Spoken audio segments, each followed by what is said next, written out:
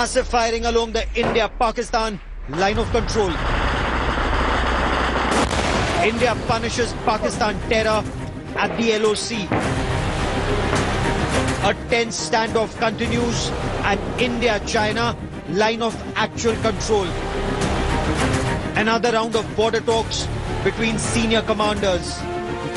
And now firing at the India-Nepal border. India's hot borders is a top story on India First. There is enemy at the gates. The Indian Armed Forces engaged along the line of control, the line of actual control, and suddenly this problem with Nepal crops up.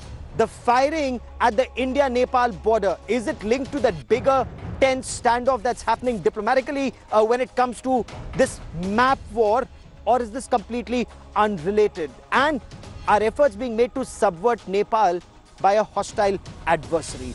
I'm Gaurav Sawant. We discussed that. We'll get you answers. But as always, let's get started with the headlines. Our top focus story on the broadcast is an intensified situation along the India-Pakistan line of control.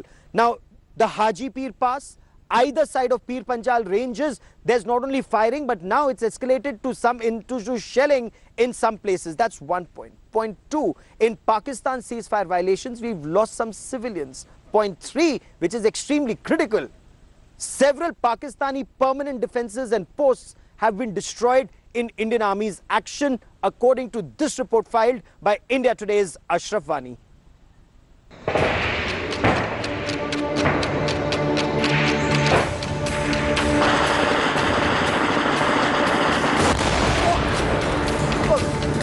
Guns are booming at the line of control, and it is Pakistan that's feeling the heat. Indian troops demolished 10 Pakistani posts across the line of control in a blaze of gunfire. The retaliation comes after Pakistan Army forces resorted to multiple ceasefire violations, targeting several Indian villages along the line of control. The areas under target were in the Haji Pir, Kasbah and Karni sectors in Poonch district. Locations in Rampur sector of district Baramulla and Indian posts in Naushera sector of Rajouri. आज सुबह 10 बजे से Haji Pir sector उड़ी के अंदर ये cross border selling शुरू हो गई है, जिसमें अभी तक एक खातून लुकमा जल बन चुकी है। वहाँ से हम कोई 11 या 12 फैमिलीज को निकाल के ले आए हैं, जिनको हम अभी सेफ जगह पे यहाँ पे NHPC की कुछ खाली तंसीबात हैं उनमें हम रख रहे हैं। Indian Army says these ceasefire violations are a cover for the infiltrating militants across the line of control. On Thursday, Indian Army responded to these ceasefire violations and damaged at least 10 army posts across line of control in POK. The heavy shelling was in response to firing by the Pakistan Army in Rajouri and Poonch sectors of J&K, in which an army jawan, Naik Harcharan Singh, was martyred.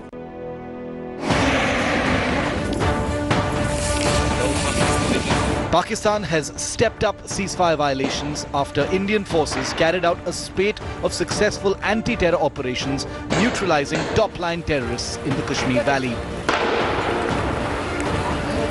पिछले कुछ हफ्तों से हिंदुस्तान के security force ने बहुत बड़े पैमाने पर टेररिस्ट का सफाया किया है कश्मीर घाटी के अंदर। इसमें LET के जैश ए मोहम्मद के हिजबुल मुजाहिदीन के टेररिस्ट थे और उनके 8 बड़े कमांडर्स को भी हमने खत्म किया। इससे पाकिस्तान में काफी ज्यादा घबराहट है, वो काफी से बुखला गया है। But military experts are worried that Pakistan could sense an opportunity as India has ramped up its defenses on the line of actual control in the ongoing face-off with China. Pakistan is definitely taking advantage of the situation along the India-China line of actual control, and that was to be expected. You see, collusivity between China and Pakistan is one factor. I will not say go as far as saying that there is collaboration, but it is a given that Pakistan's opportunity comes when India is engaged in whatever way at the line of actual control with China. Pakistan is rattled as a series of terror infiltrations have been foiled at the line of control, and at the same time, several terrorists have been killed in mainland Kashmir. Every time Pakistan has indulged in any aggression, the Indian Army has hit back and responded strongly, hitting Pakistani military installations. With Ashraf Wani in Srinagar, Abhishek Bhalla in New Delhi for India Today. Joining me on the broadcast is Lieutenant General Syed Ada Hasnain. He's former Chinar Corps commander. This was his area of responsibility. General, your reading of this intense firing and in some instances shelling that's happening at the LC, is this to stop infiltration, or do you see a link with what's happening at the LAC? See, Gaurav, 2020 is proving, no doubt, to be the most intense year as far as exchanges on the line of control are concerned. There is no doubt that Pakistan is most concerned about the numbers game inside the valley. You see in the last 4-5 days the number of terrorists that have been neutralized. Obviously, Pakistan is feeling the pressure. It wants to keep the relevance going. It wants to ensure that it creates conditions for infiltration, which it is not successfully being able to do. So this is one part of it. The second part is obviously linked to what is happening in Ladakh. The line of actual control is tense. At the moment, some kind of an agreement for de-escalation is going on. But Pakistan wants to act relevant as far as China is concerned. China may not have even invited any action by Pakistan, but Pakistan is attempting to try and show its own relevance and the role that it can play in pressurizing India in favor of China. Okay, so they want to pressurize India in favor of China is what you say. How do you see India's response? Ashraf Wani was reporting 10 Pakistani posts have been destroyed. We've been reporting the kind of intense retaliation to Pakistan's ceasefire violations. Is Pakistan being able to put pressure on India? Are we now engaged on two different fronts already? We are engaged on two fronts, no doubt, and Jammu and Kashmir is the region, the state, where collusivity between Pakistan and China appears most intense. But I think since the end of last year, a new strategy was adopted by the Indian Army of much greater proactivity, of taking on those particular Pakistani posts which were particularly in the forefront of assisting in infiltration. And I think it's that proactivity which has been seen in the last 1 or 2 days. The destruction of 10 posts, no doubt about it. We've got a fair degree of accuracy as far as our weapon systems are concerned, and we've got extremely experienced troops there. Haji Pir particularly is an area which is notionally, symbolically a very, very important area. It's through this bulge that a great amount of effort towards infiltration towards the south of Pir Panjal and the north of Pir Panjal, the efforts are made. And I think by targeting Haji Pir, a very strong message is being sent out by the Indian Army. Fair enough. General, stay with me. Let me now shift focus to the other big story that we're tracking here on India Today, and that is the situation vis-a-vis Nepal. Now, Nepal has always been seen as one of India's closest friends in the region. Shared history, civilizational bonds, but suddenly, under KP Sharma Oli, Nepal's Prime Minister, you see increased hostility. Today, there was an incident of firing at the India-Nepal border in Sitamarhi in Bihar. One person was killed. There are reports of 3 others being injured and one apparently being held hostage. Is there a link with this wider tension between India and Nepal, especially that map controversy where Nepal claims Lipu Lake, Kalapani and Limpiadhuria? Nepal claims it's in their country. Much more on that, but first this report.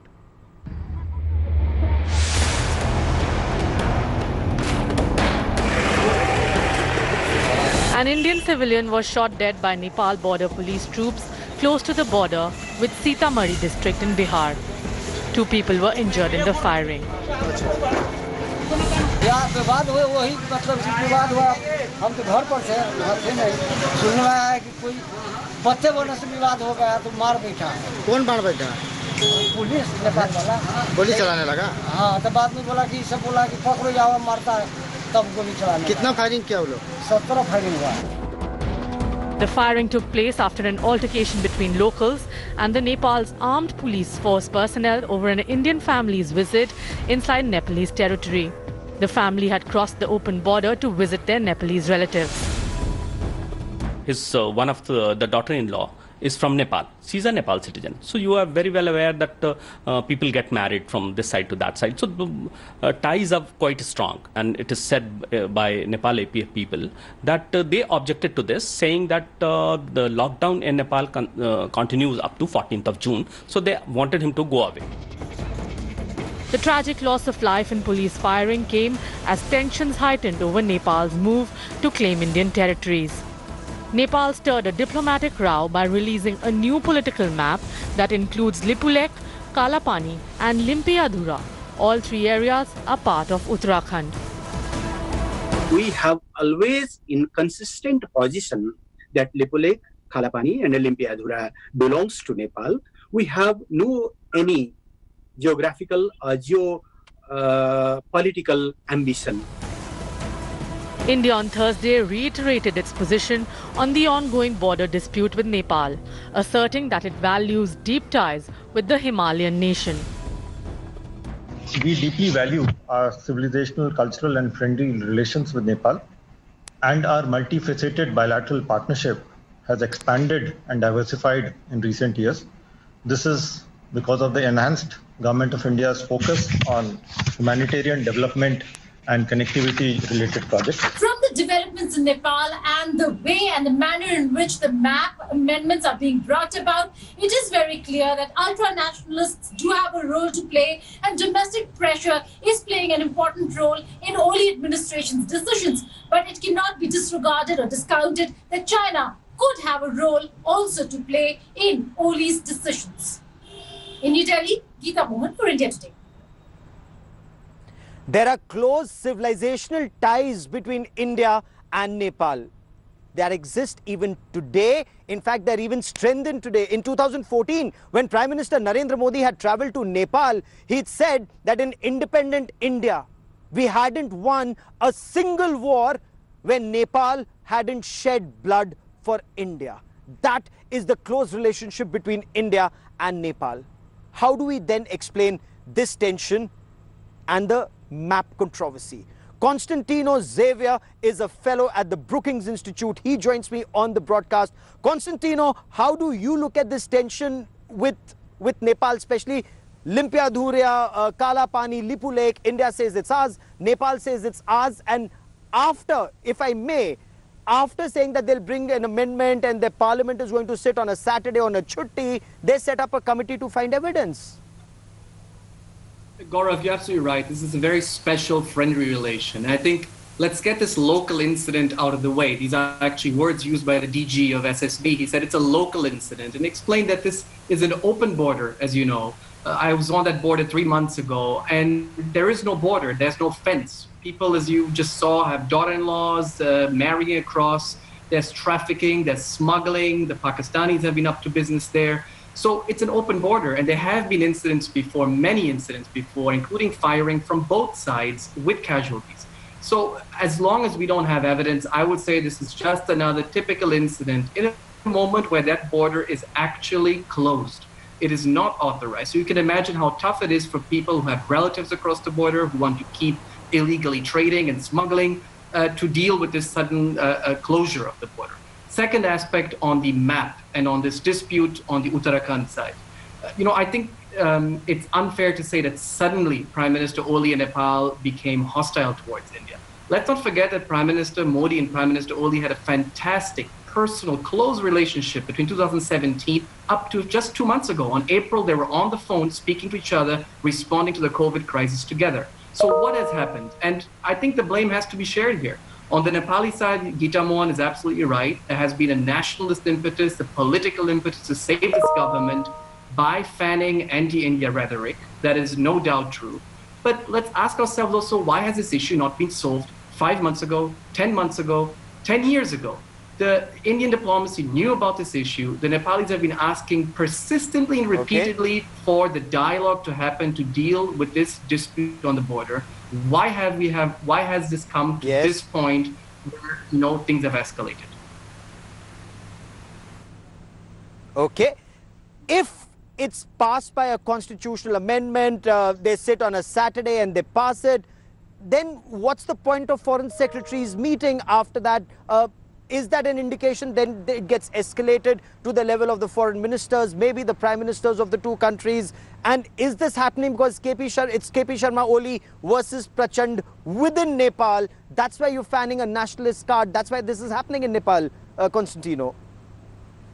So I think one point is India has its own political map, and it depicts territory that Nepal claims.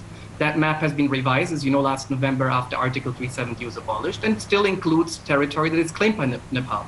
On the opposite, why should a Nepali map, an official map claiming its official map as including parts of India, be any obstacle? These are two states that have a dispute.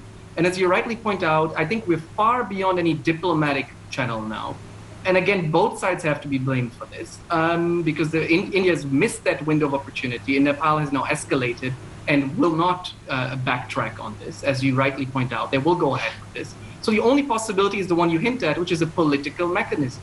Now, it beats me how these two prime ministers were speaking on the phone in April and have still not found the time. It's been 1 month since the Indian announcement of the road being built by the defense minister, in May 8th, more than a month.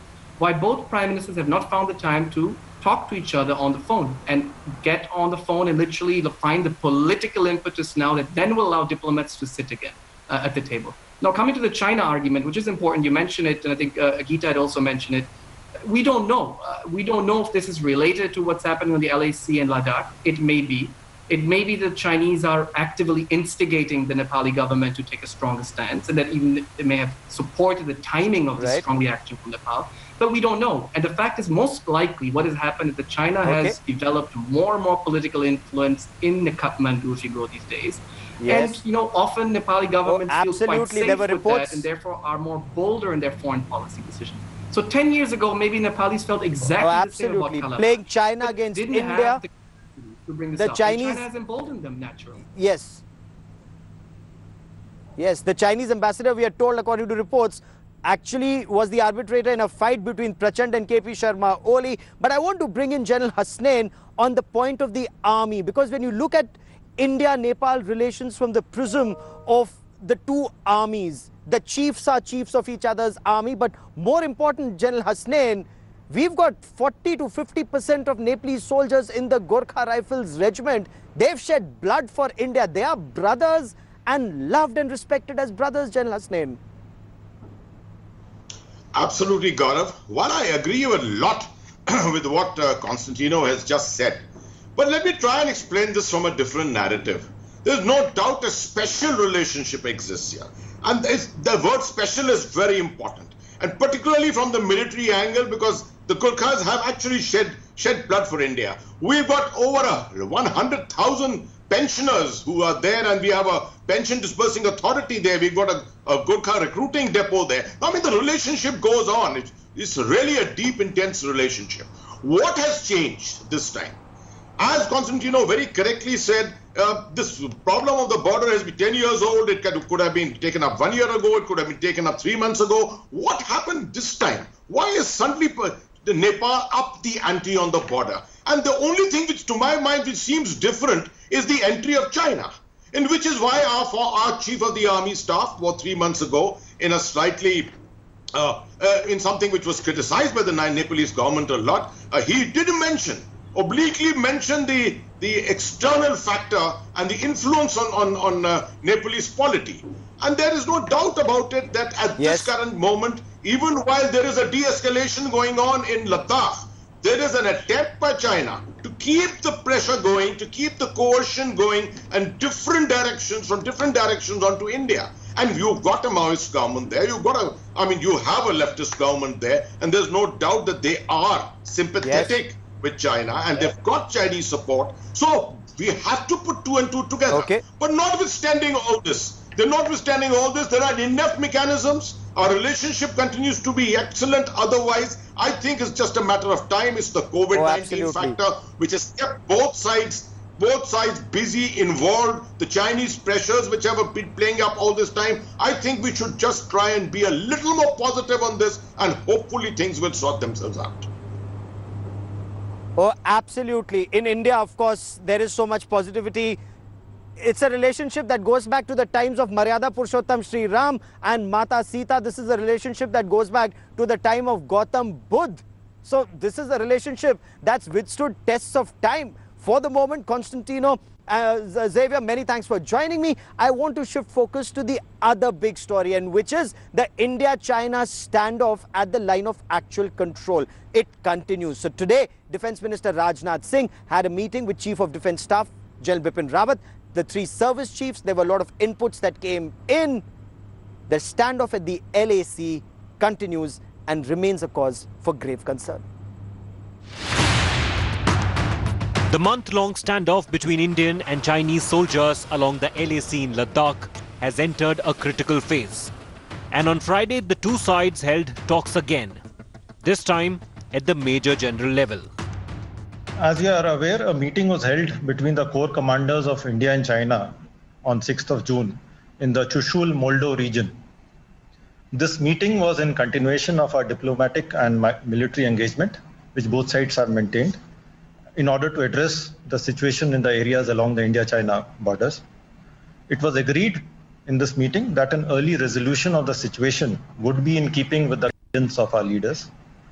The two sides are therefore maintaining their military and diplomatic engagements to peacefully resolve the situation at the earliest, as also to ensure peace and tranquility in the border areas.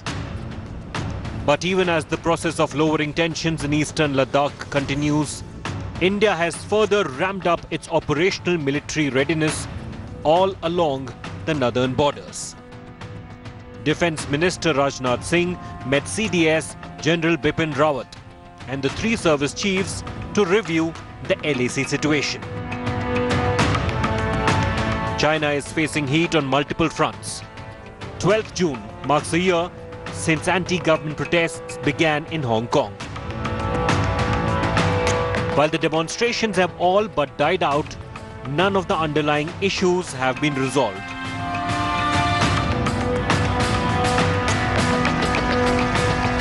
And there is the US. As tensions between China and US spirals, 3 American aircraft carriers are patrolling the Indo-Pacific waters in a massive show of naval force. The unusual simultaneous appearance of the 3 warships comes as US escalated criticism of Beijing's response to the coronavirus outbreak. Its moves to impose greater control over Hong Kong and its campaign to militarize human-made islands in the South China Sea. Bureau Report, India Today. General, are we now to understand that this standoff will continue for the better part of what is known in military parlance as campaign season, perhaps till October, November? See, Gaurav, the meeting on the 6th of June was a very important meeting in which the Corps Commander 14 Corps met his counterpart.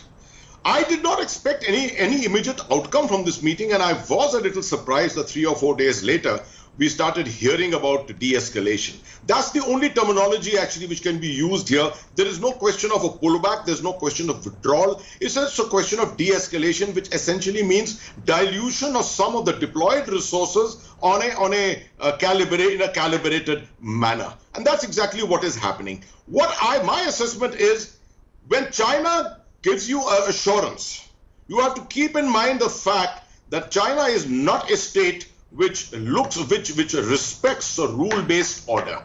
You've seen what's happened in the South China Sea. You've seen what's happened with the fishing boat of Vietnam. You've seen what's happened with Taiwan, with Hong Kong, everywhere. And therefore, China, even while carrying out its agreements with us, is going to ramp up pressure on us, continue its coercion. So what the Indian government and what the Indian Army, the decision that they have taken to actually reinforce the entire northern front is absolutely correct. We need to be there, we need to be careful about it, at the same time ensuring that we continue a calibrated approach, do not unnecessarily coerce or challenge. We need to keep the borders stable, and I think probably this situation will play itself out for the better part of the next 6 to 8 weeks.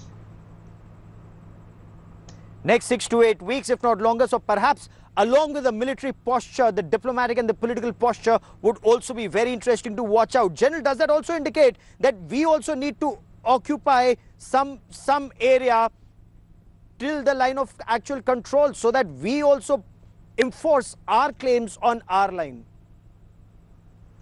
See, Gaurav, that is called quid pro quo operations. And quid pro quo operations are normally carried out immediately the moment you find something has been done on your territory. And therefore, you take a military decision and immediately do something on the adversary's territory. Now, I think the window for this seems to have receded.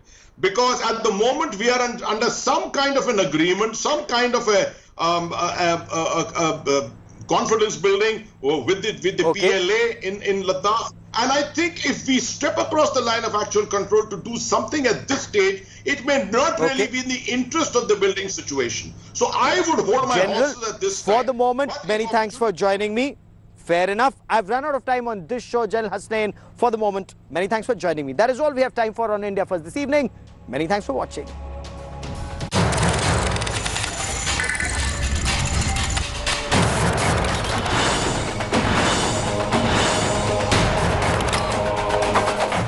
Hello everyone, this is Rahul Kamal here. Hope you enjoyed this video. For the latest news and analysis, like and subscribe the India Today YouTube channel and don't forget to press the bell icon to stay updated.